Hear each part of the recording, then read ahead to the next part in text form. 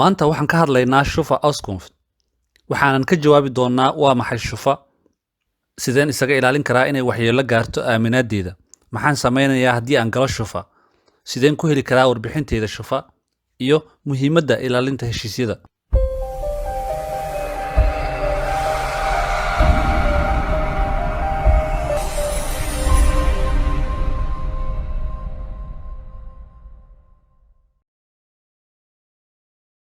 haddii aad ku cusub tahay channelka aan ku xasuusiyo inaad subscribe saarto si aad ula socoto muuqaalada dambe aan soo wadaagi doono insha Allah waad ku mahadsan tahay haddii aad ka mid tahay asxaabta ku tixan channelka marka ugu horeysa heshiisyada maalgashadayaasha iyo ganacsatada waxay sanadihii ugu dambeeyay aad ugu tiirsan yihiin heshiisyada oo ah hab u saamaxaya inay xaqiijiyaan guushooda muddada gaaban iyo tan fog heshiisyada waxay u dhaxayn karaan laba shirkad iyo macmiil iyo hay'ad dawli ah iyo qof Jarmalka waxaa jira noocyo badan oo heshiisyo ah jabinta heshiisyada oo aan sifo sharci ah loo marin waxaa ka dhasha saameyn taban warbixin gooni ah ayaan kaga hadli doonaa noocyada heshiisyada sifooyinka lagu jabin karo ama looga bixi karo haddii macmiil ahaan lagugu xadgudbo oo heshiiska dhinac kale u jabiyo waxa aad xaq u leedahay waxaan si jecelahay inaan kugu dhiirigeliyo ama aan ku xasuusiyo ilaalinta heshiisyada dhankaaga bixinta lacagaha xilliga lagu ballamay iyo ilaalinta sumcadaada si kastaba waxaan maanta doonayaa inaan xoogga saarno oo aan warbixintan kaga hadalno shufa waxaa laga soo gaabiyey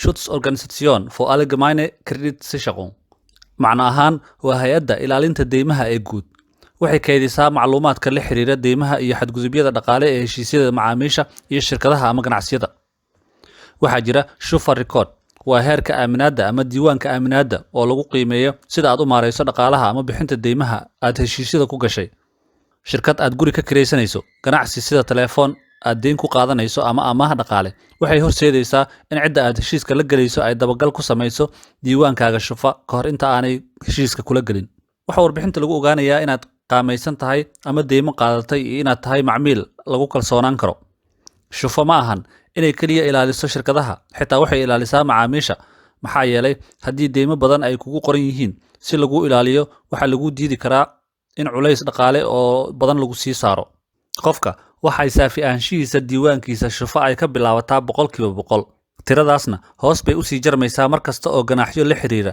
la daahis ama baaqasho xilliga lacag bixinta ay timaado warbixinta shufa waxay ku daba taagnaanaysaa noloshaada maalinlaha ah maxaa yeelay waa muhiim mar kasta oo aad heshiis galayso waxa ugu muhiimsan waa marka aad gurig degayso oo aan lagaa kireynaynin haddii diiwaankaaga xun yahay sidaas ayayna muhiim u tahay inaad nadiif ahaato qof kasta oo dalkan ka diiwaan gashan ama degan waxaa diiwaanka shufa ku kaydsan xogtiisa shakhsiga ah sida magaca xilliga dhalashada iyo deegaankiisa ama adreeskiisa sidoo kale waxay kaydiyaan xisaabaadka bangiyada iyo kaararka deymaha heshiisyada telefoonada heshiisyada kirada guryaha heshiisyada deymaha lacagaha raatan zaalonka ama yaryaraynta lagu bixiyo ee agabka lagu qaato ama looga qaato ganacsiyada iyo ku xadgudubka lacag bixinta haddaba sideen isaga ilaalin karaa diiwaanka xun ee shufa hagaag ilaalinta diiwaanka shufa waxay u baahan tahay taxaddar iyo mas'uuliyad boqolka dhibcood ama boqolleyda aad haysato waxaa wanaagsan inay hoos u dhicin oo aysan ka hoos marin 90% haddaba tallaabooyinka soo socda waxay kaa caawin doonaan inaad wanaajiso diiwaankaaga shufa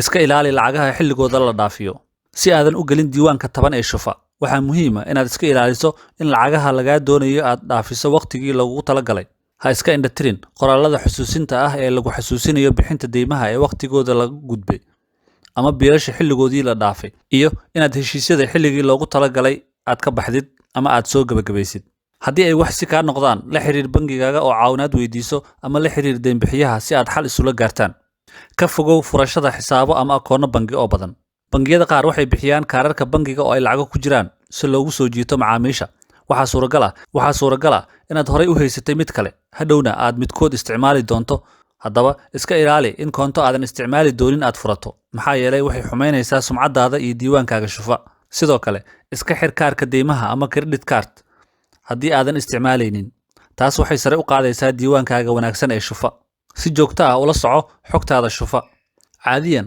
lacag ilaa 24.95 euro ah ayaa lagu helaa xogta shufa balse sanad kasta hal jeer ayaad si bilaash ah u codsan kartaa heerka diiwaankaaga shufa sidaas darteed si joogto ah u ogow heerka aaminaadaada maxaa yeelay waxaa dhici karta in si qaldan diiwaanka lagu geliyo adigoo aan ka warqabin ama wax qalada aadan samaynin. Sida lagu helo xogtaada shufa, dhammaadka ayaan muuqaal ahaan kuugu tusi doonaa insha Allah. Iska tir xogta 10 ee kugu qoran.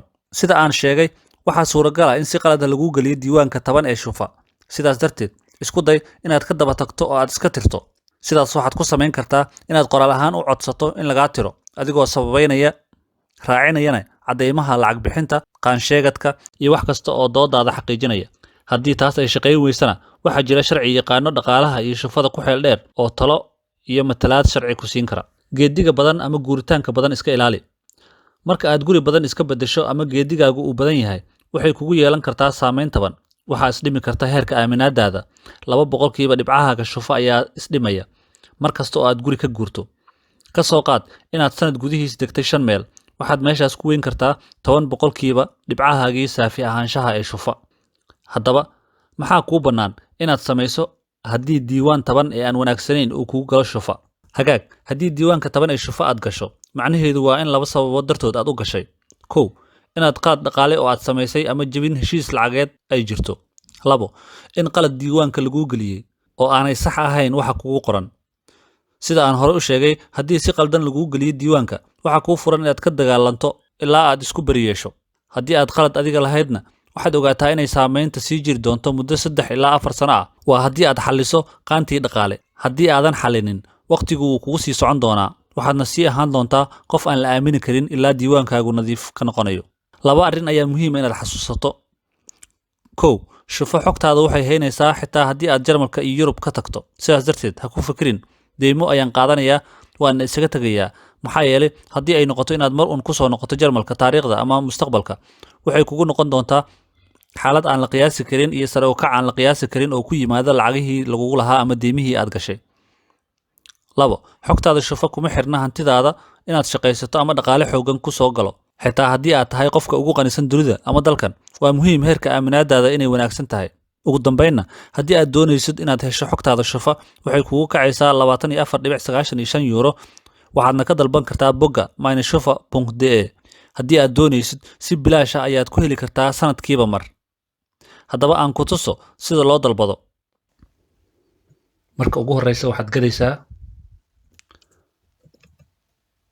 meineschufa.de.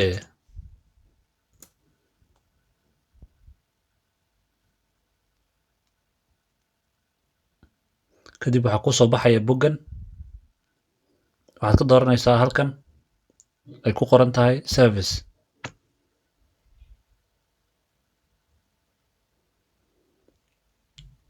kan waad iska xiraysaa. waxaa halkan ka muuqda service product iyo häufige Fragen. waa su'aalaha markasta la isweydiiyo ama isweydiintooda ay badan tahay. waxaan ku dhufanaynaa product ama waxaan saaraynaa haddii aan computer isticmaalayno mouska ayaan kor saaraynaa. waxaa noo soo baxaya intaan oo ikhtiyaar. waxaan ka dooranaynaa datan copy.